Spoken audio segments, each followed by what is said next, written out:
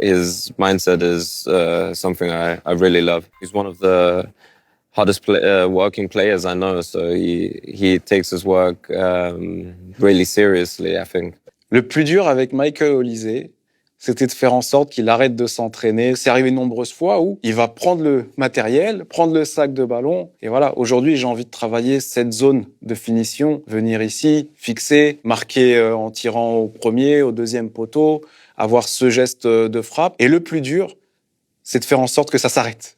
Heureusement que parfois Patrick Vieira nous a aidés en disant « Michael, c'est bon, il faut que tu rentres au vestiaire maintenant ». Cet acharnement à l'entraînement s'est traduit dans l'évolution de ses stats à la finition.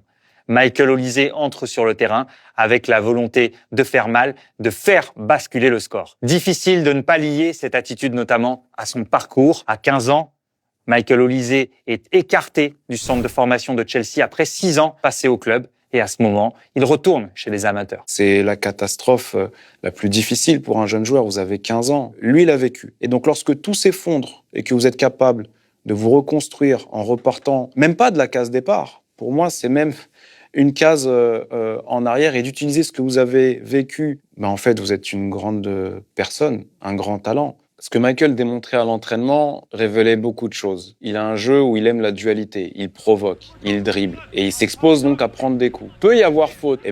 Nous, on prenait aussi la décision de laisser jouer. Il pouvait vivre ça comme une injustice. Non, lui, il se relevait, il revenait défendre, il restait combatif et compétitif. Et quand vous avez cette attitude-là, pour moi, vous allez au plus haut.